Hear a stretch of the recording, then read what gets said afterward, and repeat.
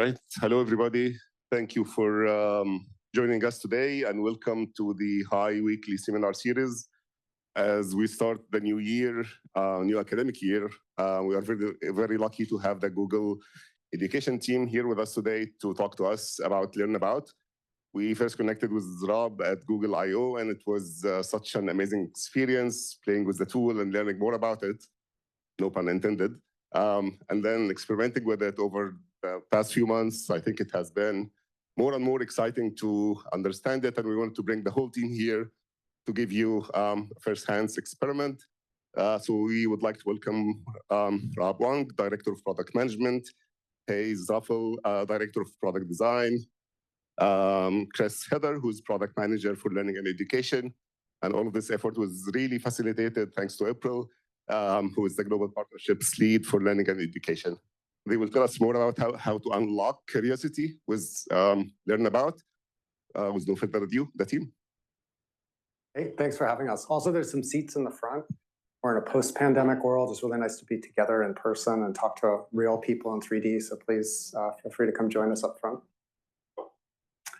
Sorry, one more point before I hand it over. The folks on Zoom, feel free to remain during the demo. There will be access to the tool. So there will be a presentation first, and I'll let Rob explain the flow. But people on Zoom, you will be an integrated part of the presentation and the demo. So please stay connected. Thank you. Awesome. Great to see everyone, and thanks for coming out. Okay, so today we're going to talk about Learn About, which is an exploration we're doing that's currently live in Google Labs that is a take on what would an AI-first learning experience look like. So the way we're going to run this today is we're going to talk a little bit for the first, say, 30 minutes, and then we're going to let you play with the product in groups, ideally, for about 20 minutes, and then we'll regroup and get reactions, answer questions. And so this link is a way, if you aren't already in the beta, to sign up for the product, and it's a Google group. So when you get to that link, just click Join Group. So first, just a quick intro from us. So we all work in a group called LearnX within Google. So obviously from the name, it's a group that's focused on building learning features in Google products. And the X represents that we work across multiple products to do that. I'm Rob. I'm a product manager for the team. And I've always been passionate about learning. If I think about my career, I've had a couple of different career stops. I went from engineering to consulting to private equity investing and in the last 15 years, I've been doing product management. And along the way, I've constantly been upskilling and reskilling myself along the way. So I feel like I'm like the perfect definition of a lifelong learner. And one of the startups I worked at, I was head of product at a company called Udemy, which is a ed tech company. And that's where I really saw the impact that you can have by working and combining education and technology. So when the opportunity came at Google to work on both AI and learning, I jumped at the chance. That was 5 years ago. So I joined Google Research, and now I'm in LearnX. And my background is really unusual. I was an art major in college and made a lot of sculpture, and then got into toy design after that, and then noticed that kids playing with toys were starting to play with media and technology more and more. And I really didn't know how to do that. And so I started trying to learn how to work with technology, and was fortunate to be able to go to a graduate program where they would have an artist to do real technical work. So I spent 6 years at the MIT Media Lab in this group called Tangible Media, mostly making like interactive toys for learning, and then got to making things for my own kids and my family. And then one thing led to another. I ended up at Google and somehow did like a 10-year detour on AR and VR and worked on projects like Glass and Daydream. And then in the depths of the pandemic, I was like, wait, I've been doing like this AR, VR stuff for a decade, and I'm seeing my kids really struggle with learning, and maybe I could do something to help. And so I switched over to this team that was just starting to try to elevate Google's learning products across the company. And so it's really fun now actually to be in it, because learning is getting really transformed with all the Gen AI. And hey, I'm Chris. I'm a product manager with Rob and Hayes. And I've seen education from various perspectives in my career. In college, I had an internship with the New Teacher Project, which was about placing teachers this was the DC public schools. So I got to see that angle of it. And after college, I didn't know what I wanted to do. So I joined the Peace Corps And I was sent to Peru where I was teaching youth about entrepreneurship. So kind of like a pseudo teacher role with young people, which is really cool. And then pretty much by luck, I happened to have a chance to join Coursera back in 2012 when I think Stanford was like the very first university and founded kind of out of here. So it was really, that was where I learned tech and got really into ed tech and got to see everything happening. And had various career paths, through there. But I think currently my team at LearnX at Google is the perfect intersection of all that stuff. So cool. So taking a step back, I think we all know Google's mission is to organize the world's information and make it accessible and useful. And we're excited about that mission. And we believe that learning is the pure example of that, right? Like, how do we make Google the best place for learning? And we think about learning in a couple different audiences. So one is learning for school at Stanford, learning for work, and learning for life. So we're trying to make Google the best place for all three of those. Now, one of the challenges we're finding is that our education system is under a lot of pressure. And so both on the student side and the educator side. So on the student side, there's some scary stats here that show that UNESCO found that 60% of children and adolescents are falling behind in reading and math. And that's just like the basic foundational skills. And so you can imagine as you start compounding to more complex topics, the challenges that we're going to face there. And then on the educator side, it's scary that teachers and education workers are the two categories that are the most burned out in the workforce. And that just exacerbates this teacher shortage that we're seeing. And so there's a lot of headwinds facing us in education. Now we know that personal tutors work. Like I'm sure all of us have had, that amazing teacher that gave us that extra support, or maybe we had a tutor that helped us. And we've seen that with one-on-one tutoring, it does lead to significant improvements in learning outcomes. There's Bloom's famous 2 Sigma papers, there's other papers and research studies that show that it does shift things to the right. The challenge is that good tutors are hard to find. They can be really expensive. It's somewhat inconvenient to work with them. And so it works, but it doesn't scale. And so at Google, one of the things that we've been talking and asking ourselves is, what if we could create a personal tutor that every student in the world could have access to? And what would that do to the overall population and learning outcomes? Also, what would it look like if we could give every teacher a personal teaching assistant so that they could free up from the busy work and spend more time engaging with students? And so the vision that we have is, what if we could create have a tutor for every learner and a TA for every teacher? Now, Google has a lot of different learning efforts going on. And this is like one slide that I put a bunch of the efforts going on, from search, YouTube, classroom, workspace, read along, Notebook LM.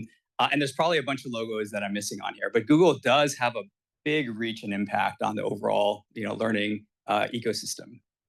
Now, LearnX focuses primarily on search, YouTube, and Gemini. So like pretty amazing surfaces with search and YouTube, where I think we've all asked a question on search. I'm sure we've all spent countless hours on YouTube learning things or watching how-to videos. And Gemini is a new and smaller but up-and-coming surface and product that has a lot of potential. In addition to building products and features on these surfaces, we also work on foundational technologies and capabilities that the search, YouTube, and Gemini, but also the broader Google ecosystem builds off of. We partner closely with Google Research and Google DeepMind on a program called LearnLM, which is the goal to get learning science infused into our AI models to make AI learning better across the board. Now, as an example of some of the features that our team has built, imagine you have a question in math, or you're as a parent trying to help your kid, like I do, although I do know how to solve a quadratic equation, but their math is getting more complex, so it's getting harder. So you could go to Google search, put it in your math equation, and you'll get a search results page that looks like this. And the first thing you see prominently is we've built a math solver that doesn't just give the answer, but it also walks you step by step through how do you solve that problem. Because we want to make sure that you understand how to get there and how to get to the answer yourself. So the next time you get it, you can do it yourself. We also link to third-party solvers in case you prefer those. And then if you get done with your answer and that problem, we also provide links to related videos in case you want to really dive deep into that topic and understand it better. And for the very aspiring learners, we have a database of over 1 million practice problems that you can use to continue to test your knowledge. So this is just an example of what we did. And I classify these more as pre-AI features that we've built. And other features that we have on the left, we have interactive elements of, like we have an interactive periodic table. We have 3D and 2D diagrams. You can move around and click around and dive deeper into a specific concept. In the middle, we have a newer feature called animated tutorials, where we show a visual representation of how do you break down a math problem. And then on the right, we index the web, and we look at all of the different learning content out there, and we surface it in search at the right time. Now, one of the ways we think about learning in our group is using this framework we call the mastery loop. And we've developed this with our internal pedagogy team, and we work with a bunch of experts externally on our advisory council. And it's super simple, but it basically says that to really master a concept or a skill, you go through a couple of different phases. First, you want to understand the concept or the procedure. And then once you do that, just that knowledge isn't enough. You have to then apply it in practice and really see how proficient you are. And then you want to go through this phase of getting feedback and maybe help if you need it. And then from there, you might pivot back to understand or back to practice. And so the features that I showed you on the previous page are examples of some of the things that we can do around this mastery loop. Now with Gen AI, it's really pulled forward our roadmap of the types of features that we can and capabilities we can show at each of these stages of the mastery loop. Now, and then one of the things that we're really excited about is AI can also be in the middle of this mastery loop and guide the user around it. And it's important because the diagram shows this nice linear circle. It's a much messier process than that. Like you're going back and forth. It's more chaotic.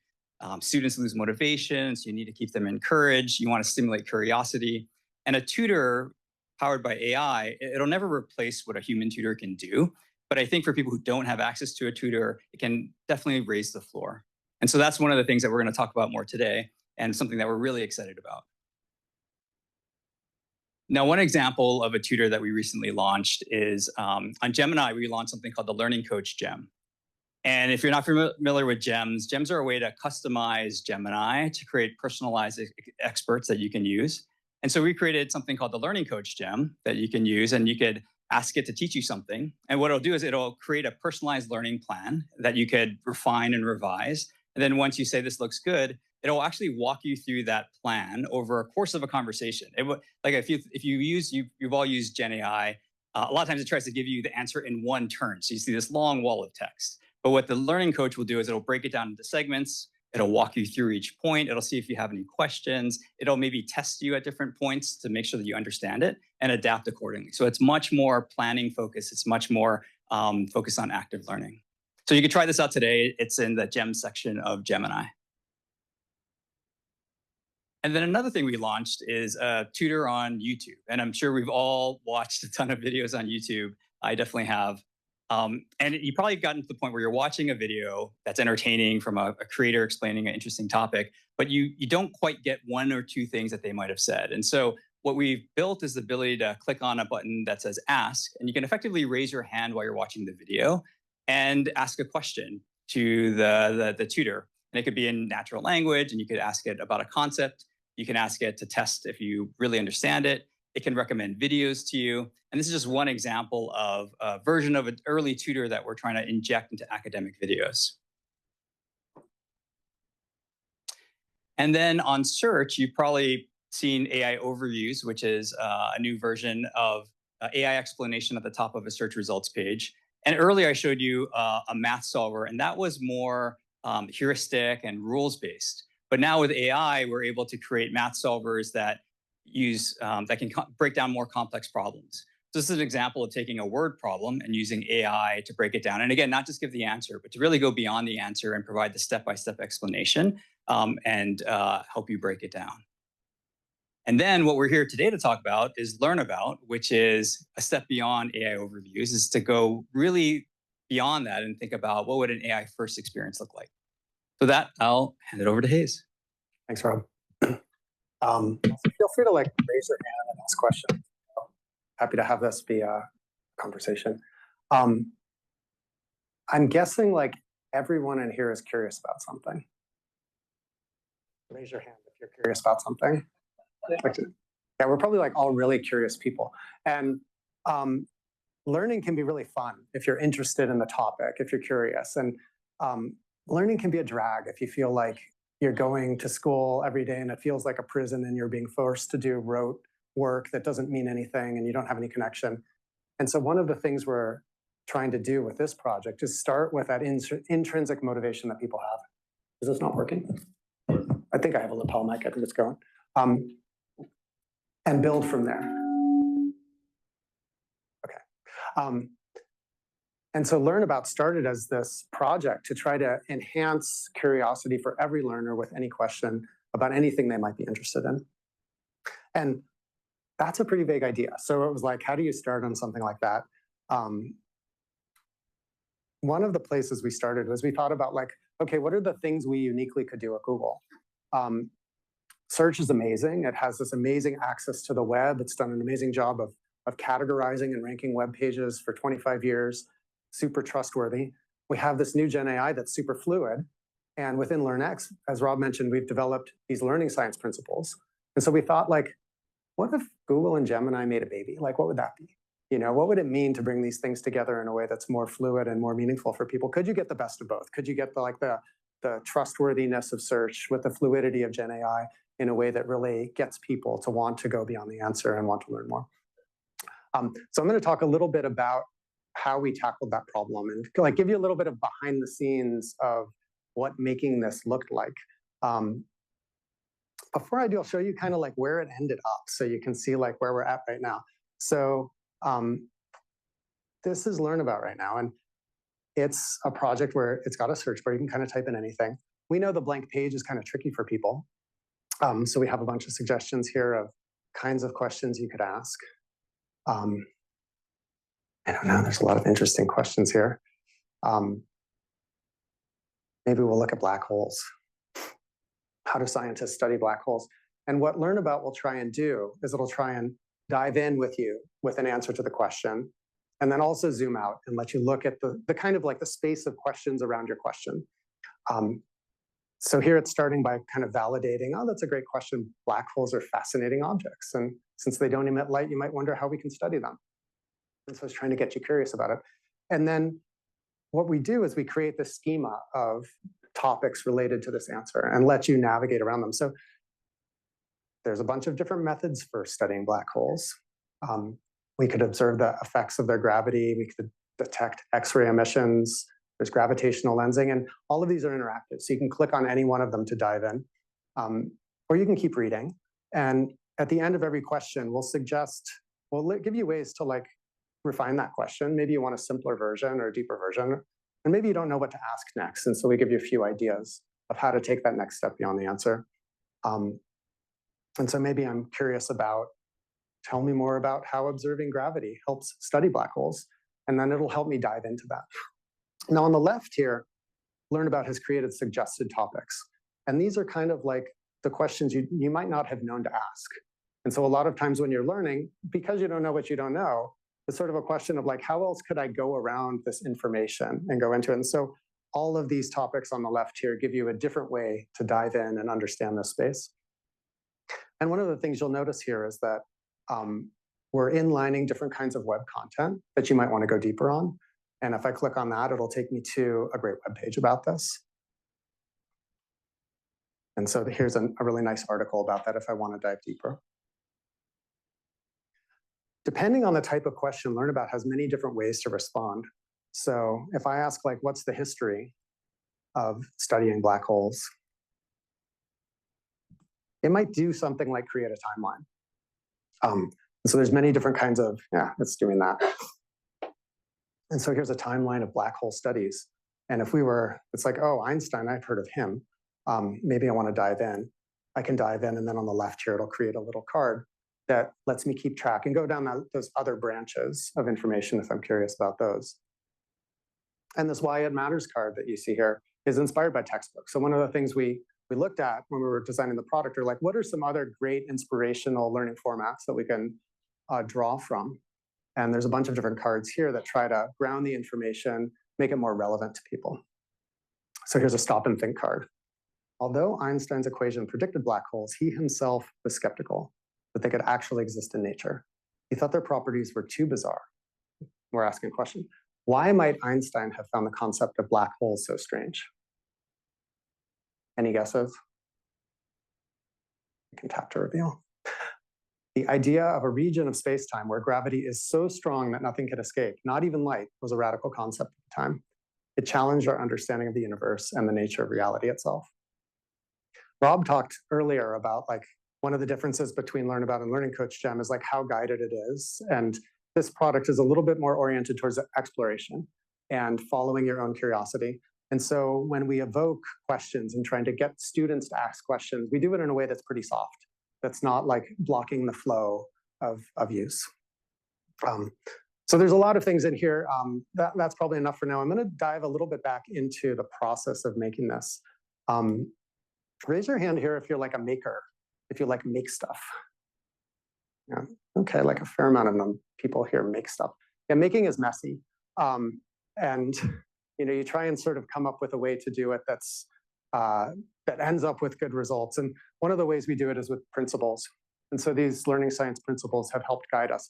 And our pedagogy team worked really hard to take a lot of academic literature and distill it into things we could use in product development. And it's things like inspire active learning. It means that like you learn when you're doing stuff. It's like what Rob was saying about practice. Managing cognitive load. That everybody's like seen that wall of text that's overwhelming, and it's just even hard to start reading it because you don't know how to parse it. And so when you can structure information really well, it makes it easier to learn.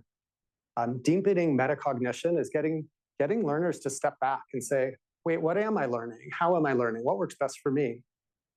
How can I plan my learning around this concept? We've talked about curiosity a little bit, and then adapting to learner is really about getting things at the right level of detail or depth, or maybe that personal angle that makes you really care about it. We've talked to a lot of students about like how they use different technology products today and what's good and bad about them. And some of the things that really stood out to us is like students telling us they really like Google search for the accuracy, the multimedia, the reliable sources. And when they go to Gen AI, they're appreciating things like coverage. It'll answer any question you ask. It'll let you follow up and refine the answer. It'll let you do it in a natural way, give you great summaries, or even help you with creative activities like brainstorming. And so we've been thinking about like, how do we evolve our products to take advantage of some of these new capabilities? In search, you saw Rob give examples of Google search not just giving an answer, but actually giving you an engaging explanation that shows you how to get to the answer yourself. And to learn the topics more easily, we really want to make the products more interactive so that it's not just reading all the time or watching, but you can actually do things as you go. So inside our team, we talk about the development process with new technology, sometimes as product discovery. And so like, what is product discovery? It's kind of something like this. So like, you have an idea, you make a mess with it for a while, and then you keep refining, trying stuff and hope that something good comes out at the end. And sometimes it does, not always. And so I'll show you a little bit of like what that messy line was for this project. And so like a while back, I think like over a year ago, we started asking this question, like, what if you could talk to an AI about something and you could do it with them? And one of the engineers on our team made this demo, taking some of our interactive 3D diagrams and giving an LLM the ability to control the model and also to know the state of the model. So you could drag this thing around and it would know what you were looking at. And if you asked it like, what's the largest bone in the body? It could control the model and say, it's the femur, and it would show it to you. And we thought that this might be the sort of thing you might do with a real teacher in a real room when you're together. And like, what if AI could do this sort of thing with you instead of just telling you about stuff all the time? And we started trying to take that idea to other products. So we built it into Google Search periodic table with a small experiment where you could ask questions about that, and it could help guide you around the periodic table, what the different elements meant, how they interact, and stuff like that. And then we tried to generalize that a little bit to any kind of interactive diagram that we have. And when we started zooming out and we said, how could you do this with any question? We really didn't know where to start. So like, at Google, we have this thing called Knowledge Graph, which is like this connection of different entities that we use. And so we love graphs at Google. And so naturally we started with a graph. And we said like, okay, we could start with a question and show you like all the related questions, all the related topics, and then let you navigate in 2 or 3 dimensions. What would that be like? And we played around with that idea for a while. And we said, oh, maybe this could include maps, or maybe we could do list structures and break things down and let you dive into both answers, but also use LLMs to give context to information, so you know which web pages to look at. And then we said, well, this notion of guiding is interesting. What if we could like create a guide for you as you're going, and not just give you an answer, but give you like this overview of where you could go with the information and how you're going to get there, but more of like turn-by-turn directions. And then we got excited about guides for a while, so we did like a lot of different versions of guides. There's a few of them. We played around with like different representations of content. It's like, how do we elevate the web? How do we elevate video and get that more in front of people so they can enjoy other mediums? And so we're trying things like on a daily basis here, or weekly basis, like really fast, and sometimes making changes like on the fly, by the minute, by the hour, and just really trying to explore wide and trying to pull in a lot of ideas, because we really didn't know like, what does it mean to inspire curiosity? What exactly could AI be for learning? I think we're still all figuring it out together. And so there's like more questions than answers. And so we were trying to like develop this intuition. Again, coming back to this notion of talking about content, trying to borrow ideas from textbooks, but make them personal. And then getting into this notion of like journey continuation. How do you get people to go back beyond that answer to the next step? And some of the topics that we kept coming back to with the learning science, which are still evident in the product today, are this notion of like deepening metacognition with the topic clusters on the left, and trying to stimulate curiosity with like many of the elements we put in the response. As we started like honing in on this, well, actually the truth is we had a deadline. We wanted to show something at I/O, and so we're like, okay, guys, like I/O's in a few weeks. What do we do? Like, what's the best we could do with everything we've learned? And so we started trying to pull something together with the best of what we had, knowing that it wasn't everything we wanted, but we're like, okay, what can we do that we're proud of? And we started creating a design system around the product that you see today. Other people have talked about this idea of like iterating rapidly. The lead engineer on our team pulled up this old reference from the Chrysler payroll project, which I guess is the first extreme programming project, where people talked about like fear being the result of the lack of knowledge. And you can reduce fear by increasing your knowledge. And like the way you increase knowledge is really by playing with the technology. And so I really like this diagram from one of my old advisors, Mitch Resnick, who talks about this like cycle of like, you imagine something, you create it, then you play, then you share, then you reflect, and then you do it again. And I think that with any new technology, you have to do this. I've worked on a lot of new technologies. And in the beginning, we always don't really know what they can do and what they can't do and what they're for. Our assumptions are usually wrong. And so you just have to try a lot of stuff. And because you have to try a lot of stuff, you have to do it really quickly. And so a lot of the work on the team was figuring out, how do we do this faster? We had a pretty small core team, but then a large stakeholder team. That was one way to speed things up. And we had really cross-functional ownership. So everybody owned kind of everything together. We also built tools that helped us speed up. So this is the developer interface for Learnabout, where you can open up the system prompt, change it directly, turn various capabilities on and off, and then all your changes get stuffed into the URL. So you can just send a link to somebody and they can run it exactly the way you did. And so this really sped up the ability to try new things together. Anyone could do it. And then we could all share them with us across the whole company if we wanted to, really quickly. I'll talk a little bit too about the UI, because there were some pretty, like, for us, like new ways to do it that were surprisingly flexible, and I'd say like surprisingly good. So how does Learnabout decide what to show? So we started with a big system prompt. It's a little different now, but in the beginning, where we gave up behavioral tips and structural primitives, and then pretty wide latitude how to behave. Behavioral instructions looked like these, like, you're a friendly and helpful teacher. You should start each session with a new topic or giving me a quick overview. Tune the complexity to my level. Help me understand. Help me, motivate me. Stuff like this, like the kinds of things you might tell like an actual person. If you had a tutor who was coming to talk to your kid, you might say like, hey, this is like what I'm hoping you do. Then we also gave it all these resource types, things like articles or diagrams or videos or photos, and it said, feel free to use these resources in your response and intersperse them with narration. And also we give it a bunch of web content. So before it answers, it always gets web results and video results. And we tell it like, use these results in your answer. Think about these, and make your answer better with them. And then the final thing is sometimes when we were developing, we would let it make stuff up. And so it ended up at times being a creative partner, where there was a version of the response where it says like, feel free to come up with your own resource. And then we had this like placeholder UI that we would use that would be like, oh, there's like a Why It Matters card. We've never seen that before. There's a notable quotable. That's cool. What's that mean? And so like sometimes it was helping us kind of generate and think about what the product could become. On the front end, what we did is we created a bunch of these UI templates that are pretty flexible that are then effectively like populated by the front end code at runtime. And so the model outputs a whole bunch of JSON. We tell it how to structure the JSON for these templates, and then the templates get rendered live. We also ask it to generate the next steps. We have a separate prompt that generates these suggested topics.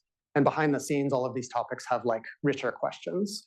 So the type of microorganisms turns into the question, what types of microorganisms are found in the microbiome? So sometimes we were thinking about this as like less of an answer engine and more of a question engine. Looking ahead, like some of the questions we're really thinking about deeply right now as a team as we continue to develop the product is like, how do we elevate the web even more? We think that deep learning on the internet is necessarily learning with the web for a few reasons. Sometimes you want supplementary content to justify a claim from an AI if it's high level. You might want to dive deeper, double check. And sometimes like you really want that human voice, or you want that authentic source that's going to help you understand the answer a little more deeply. And there's other times when you're looking at critical niche knowledge, you really wouldn't want to trust an LLM with that. You really want to go to a scholarly journal, an article from an expert, and dive in there. And so we're trying to understand like what are all the different user needs in the moments where it can pop up so that we can start to craft the product to do that more. This is like a super recent version where we're starting to do something like create abstractive snippets for sources. So instead of just showing you keywords that match, we show you why you should click on this web page, how it relates to the explanation, what you're going to get when you go deeper, so that people have a little bit more understanding of like what's behind that click. Because we know a lot of times people don't click because they worry that it's not gonna be relevant or it's gonna take too long. And so we're really trying to like hone in. If Google search is like a hallway of doors, we're trying to make this more of a guide. I wanted to end just with like a few high level thoughts, because we're at Stanford, it's like academic, we should think. One is that, LLMs we found are really great at structuring, navigating, and explaining things. But we still think like most great information is on the web, and that human voices and perspectives really matter. We think that like learning is social. People learn with each other, from each other, and because of each other. And all of these products that we make need to bring people together. And so the web as a representation of human voices needs to come up. And we're asking the question, like, how could our products, even if they're single user products, start to bring people together more? Also, I've been reflecting a lot personally on like how we talk about AI right now, because it's very confusing. Because I think we're like thinking and talking about AI in two different ways, and sometimes we're not very deliberate or aware of that. Sometimes we're talking about it as like a soft scientist would, like this thing is alive, it can think. It's more like biology or psychology, the way you approach it. And even like those examples from the system prompt were example of that. So as a technologist, you might give an AI principles and guidelines to get it to give a certain kind of output. And when I talk to high school students, I'll say things to them like, don't let it do the thinking for you. Like when you're having it help you, like ask yourself, am I thinking, or am I asking it to do the thinking for you? Because then you can be like deliberate. But other times it's actually more useful to think about it as a hard scientist would, as making like a tool, or working with a machine, or doing engineering. And some examples of that is like, as a technologist, sometimes I'll remind myself, these are simply word predictors that can produce like a statistically likely output based on an input that's based on their training data. And that's really all they're doing under the hood. And so it's useful to keep that in mind. And when I go talk to a student about it, I might tell them like, the thing to know is this is a machine that gives you an average response. It can give you lots of different kinds. It could give you an average outline, average feedback, average advice based on your question. That can be useful. It's better to have average advice than no advice often. But it's never going to be your idea, your voice, or your perspective. It's always only ever going to be an average of everything it's been trained on. And so it's good to be aware that that's what this machine does and what this tool can do. So I thought I'd leave that with you in case it's perhaps useful for you and you're thinking or you're talking about AI. But that's it for my spiel. Thanks for your attention. Happy to pause for questions and before we shift into playing with the product. Yeah, question here. Is there a mic so that the remote folks can hear too?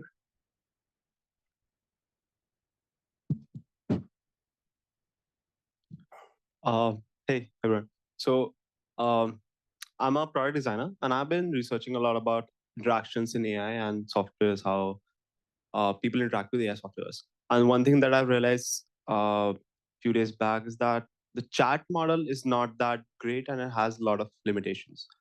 So even after exploring so much and learning about so many things, you're still going back to chat models that you've just seen. So is there something that we don't know, and you know much better about that? We're not using chat model everywhere. The reason we're using it here is because one of the things we've learned in students' learning journeys for products like search or Gen AI chat is that there's a certain kind of learning that happens in both that's similar, and chat has certain affordances that the typical search result page wouldn't have. So it lets you ask those follow-up questions or clarify things. Also, I think since chat it feels like a communication tool, people bring more of that orientation towards it. So it has some strengths. It has weaknesses too. And we're doing work on YouTube right now, for instance, that's not using chat at all, but is using Gen AI behind the scenes. I think you've seen other things from the company, like the Notebook LM podcasts, which is more of like a translation than a chat. It's like translating text into speech. And so there's many other things that we're interested in. Okay, sorry. Quick question. This is great. One question is, how do you think about curating the data to use for training from the web in terms of quality, bias, all of that? Like, what's the approach of how you think about it when you come to ingest resources to train these models? Oh, it's a good question. So the person who leads our Learn LM work would probably have the best answer. I don't know tons of details. I know like broad brushstrokes. I don't know how much you know, Rob. I mean, we give a lot of high quality data to the modeling teams. And that's like a lot of what we do is we create really high quality data to train. And I think for LLMs, it's like all AI, garbage in, garbage out. So like you really want high quality data to train on that has a huge impact on the quality of the results. There's been lots of great academic research, like Textbooks is All You Need was, I think, a pretty foundational paper on that topic, saying that you can increase the quality output by training on really good data like textbooks. So yeah, we don't know all of the secret sauce and probably couldn't tell you even if we did, but we do pay a lot of attention to information quality. And as I mentioned also, a product like Learnabout doesn't rely just on the model training to give good quality. So we're pre-fetching web results before we generate responses. That really improves the accuracy, relevance, and timeliness of the responses. Anything to add? Yeah, I think as you said, there's probably a different answer at the pre-training level at the model, and we're probably not the right people to answer that. But what, as Hayes mentioned, it does pre-fetch and look at other data that it pulls in. And one of the things that we guide it to do is, especially on tricky problems and questions, is to provide a balanced approach. So it doesn't say, here's the right answer. It's like, hey, that's a tricky thing. There's different ways to look at it, and I'll present different perspectives. Thank you. And Casey, I think we will start with the Q&A, and then we will switch to the demos, just since we organically evolved into having Q&A right after. Hello, I'm a student from a nearby college. I'm majoring in computer science. I don't have any questions, but I do have 2 suggestions, which I would like your insights on. Being a student, I use Gemini a lot for research work and understanding. How about Learnabout asks the student first, maybe does a survey that what is the student's learning type? Like, do they like visual learning? Do they like maybe graph learning? Or do they like to learn in points or in paragraphs? Maybe like example learning. And the second is that since we have a lot of subjects, like students have a lot of subjects, let's say physics, math, computer science, and they have to have to do some research in all of them. How about learn about has some like tickers like physics? Then when we click on the ticker of physics, they go into the physics conversation. When if you click on math, we go into the math conversation. So it doesn't mix up, and we don't have to use like a lot of tabs. And yeah, I mean those are two suggestions. Thank you. Yeah, thanks. I think both of them, for me at least, seem to fall under the umbrella of like, how would you personalize these kinds of products to become more useful to you over time? It's definitely a question we're thinking about. There's different approaches we take. We have different products for different modalities. Of course, like YouTube for video, Learning Coach Gem is more text-based. Learn About is kind of text and images and video mixed together. But we don't have a ton of personalization yet, and I think it's a big opportunity. Yeah, one other thing. I mean, I think when you play with it, you'll see that it's very basic. Like it has no conversation history. It doesn't have personalization. But I think that's definitely the way that we're going. Like it should remember who you are, what you know. It should personalize the content to you at the right level, and that's something that we're working on. This is kind of related to that, but I'm curious, are there ways that users can personalize it in terms of accessibility, maybe people with physical or disabilities, to make sure that the product serves them as well as it can? I mean, everything we ship is like GAR4 compliant, so we're kind of, everything is at a certain level of accessibility for things like screen readers and so forth, and high contrast for low vision people. I get the sense, though, you might mean something a little different. I think that like a lot of the like the learning science principles address certain kinds of learning differences. So I think like folks with ADHD really like chunking of information and more structure because it helps them parse it and not get overwhelmed. There's other kinds of learning differences. I wouldn't say we're designing for dyslexia or dysmorphia at all right now, but it's definitely something we think about because our mission is to make like learning more universally accessible to people. And we are looking at more ways to get input in through text or images or videos, as well as ways to get information out. So you see a text and multimedia, but we also are looking at voice and other ways.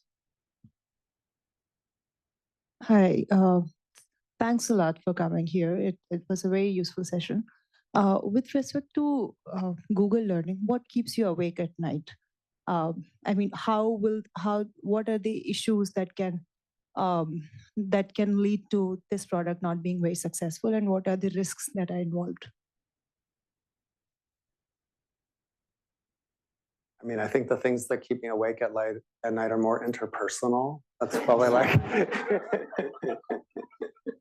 It's not. I mean, I tend to be a bit of an optimist in technology, and I've worked on a few projects where it was like very first to market, and there's always the doom and gloom story for any new technology. And if you look back historically, things always kind of work out.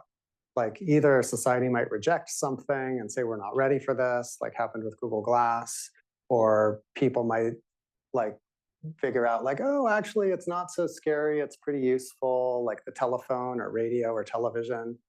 So I tend to be an optimist just because like usually things work out socially.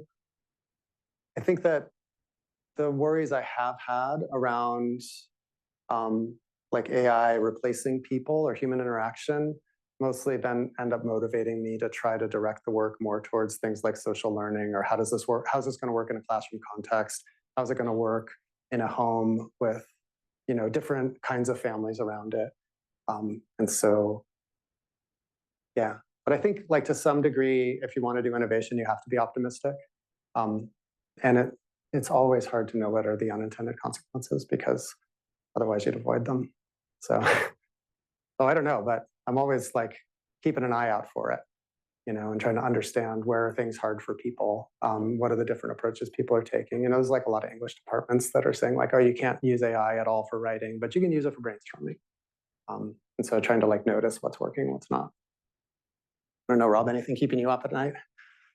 A lot, but I think you put a good spin on it in terms of like being optimistic is key. I mean, there are a lot of downsides, and we focus on those and we obsess over those as well. I do think that net, there's much more positive impact than negatives, but we are trying to obviously minimize the negative impacts too. Thank you so much for the inspiring talk. And by the way, I'm Hai. I'm a master's student at LDT, which stands for Learning Design and Technology. And I just wonder, like, what drives you, like, first entering this field? And is there, like, any suggestions for, like, anyone wants to enter the field? Thank you. Oh, that's good questions. Probably my kids. I think I've like enjoyed making things for my children their whole lives. But I made like toys and learning things even before I had kids. I guess most of the things that motivate me have been like the people that I care about, and thinking about like how I could help them. And then I just like to play with things and I like to tinker. And so it's a nice place to tinker and try out new toys and technology and try to do something interesting and helpful with them. So that's been kind of my motivation. Yeah, I have some advice too if you're interested in getting into the field too. I think spending time with actual like learners in any situation or teachers in a classroom is hugely valuable. Maybe your program already gives you lots of opportunities for that, but for others at the intersection of technology and learning, I think you often focus so much on the technology and you don't realize the person using it as much. And I think a lot of our best insights have come from real sessions with sitting down with people using the product. So I would say find ways to get even just a friend like who's likes to spend time on Wikipedia going down rabbit holes there, like ask them why they do it, what inspires them. So even not formal learning settings. So I'd say that's been hugely valuable for this product and my whole career in education. Hi. It was really awesome seeing the way learning science principles were infused in a lot of the different products, especially depending on the different domains, like for science or for math.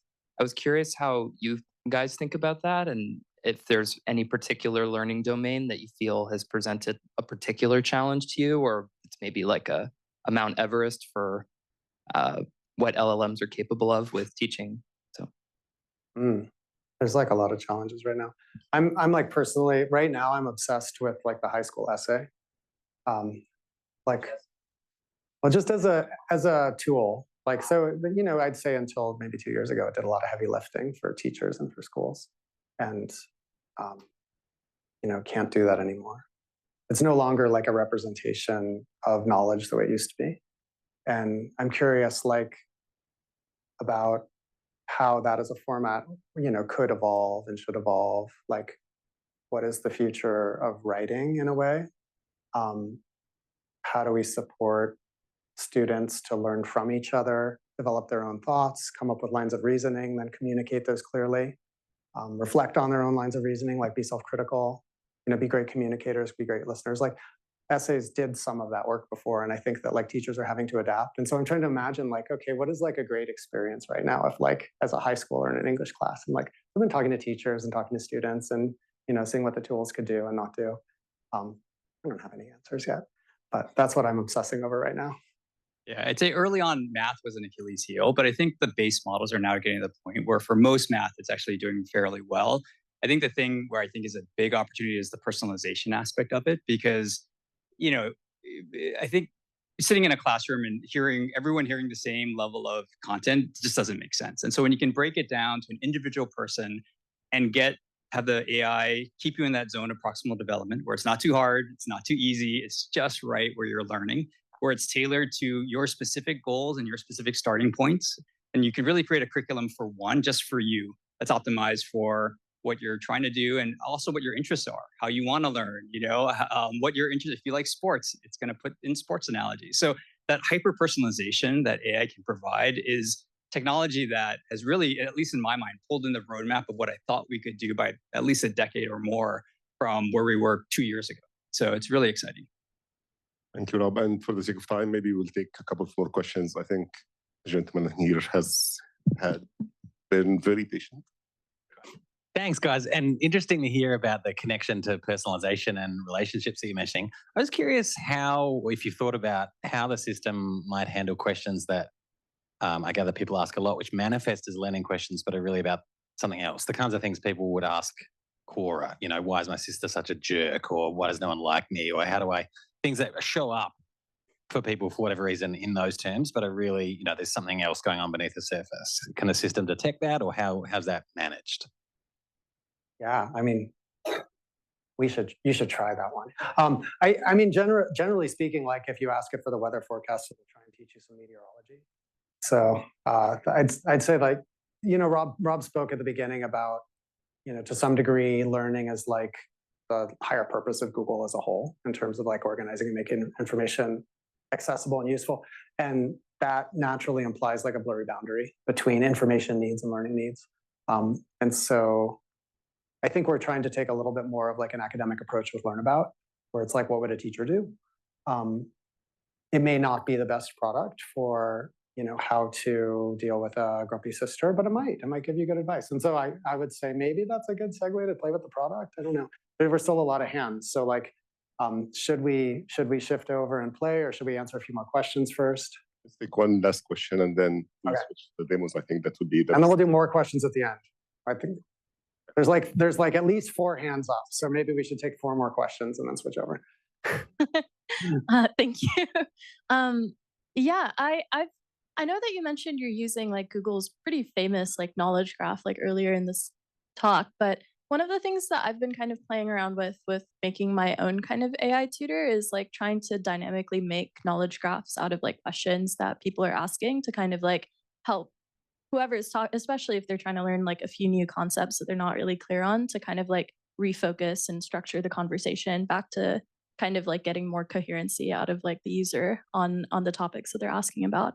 So is there anything that you're kind of doing in that space, especially because it can kind of link to like personalization of like knowledge graphs across different chats and stuff like that? Yeah, I'd say the knowledge graphs you're seeing like on the left card of the topic overview and Learnabout, that is dynamically generated. And so it is very customized to what you're asking for. And it's good and bad. It can be very customized, but if you ask that same question again, it's non-deterministic. So you might end up with a different knowledge graph as well. And so we're playing around with how do we keep consistency, but personal, like very granular. But I will say that we try to get the best of both worlds. We try to lean on Google's knowledge graph, but we definitely want to take advantage of the AI's creativity. Like Hayes mentioned, it sometimes comes up with things that we didn't even think about. We're like, that's a great card to put in. We should put that in. And same thing with knowledge graphs. Like you don't want to stick to Google's knowledge graph, which is much more, I don't know, I guess like noun-based, it's like actual items, versus the LLM has much more flexibility to come up with a knowledge graph that fits your needs. Maybe I'll push the question to you guys. Do you want to use the rest of your time? And I want to be cognizant of when you have to leave with Q&A, since there is a huge interactivity, or would you like to switch to the demo at this point? Well, some people are saying the Wi-Fi was very slow and weren't able to use the demo. Are you all able to use it, or has anyone been able to access it? Oh, okay, cool, good. How do you guys feel? More Q&A. Maybe we could parallel process. You can play, and as you play, you can ask questions. Sweet. Yeah, maybe like what if y'all play or find a learning buddy, and play together, and you could talk about what you're learning and talk about what you notice. That'll make it more fun since we're here together. And then maybe we'll walk around and answer questions to the groups as you have them, and make it a little more intimate. Before you guys do that, want to thank and give a round of applause to Chris, Rob, and Hayes.